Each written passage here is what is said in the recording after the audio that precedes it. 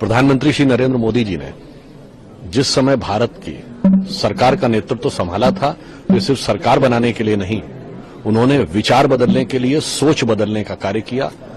और इसीलिए जो उन्होंने मन की बात कार्यक्रम प्रारंभ किया था, वो भारत के मन से जोड़ने, भारत के आहत और गुलामी की मानसिकता से प्रभावित और पराजित मन के अंदर एक आत्मविश्वास पैदा करने का प्रयास था। तो आज जो ये मोदी लॉग बुक यहां लिखी गई है अश्विनी फर्नांडिस जी के द्वारा, तो निश्चित रूप से वो सारे मन की बात कार्यक्रमों को जिस प्रकार से उन्होंने एक व्यवस्थित रूप में 4000 लोगों से फीडबैक लेकर उसे ये स्वरूप दिया है, तो मैं कह सकता हूं कि यह दर्शा रहा है कि इन 10 वर्षों में मन की बात ने अपना प्रभाव भारत के समस्त क्षेत्रों में, भौगोलिक और सामाजिक क्षेत्रों में एक व्यापक प्रभाव स्थापित किया है। और ये मोदी जी के मन की उस भाव को भी दर्शाता है कि जो उन्होंने अपने संपूर्ण जीवन को राष्ट्र के लिए समर्पित किया, जिसे मैं इस पंक्ति में कहना चाहूंगा, जो मैंने अभी बोला भी था मोदी जी की तरफ से, कि उनका मन इस भाव का प्रतीक है कि तन समर्पित, मन समर्पित और यह जीवन समर्पित, चाहता हूं देश की धरती तुझे कुछ और भी।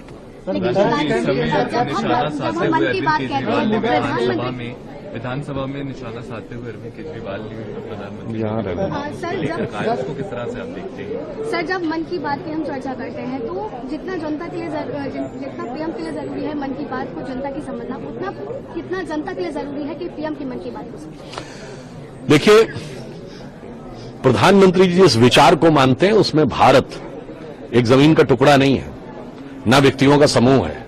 भारत एक जीवंत राष्ट्र की चेतना है और भारत का अपना एक मन है, और उस भारत के मन के साथ आप कनेक्ट होते हैं तो स्वतः आपको समझने लगते हैं। उसमें किसी को दूसरे की बात समझने की जरूरत नहीं है।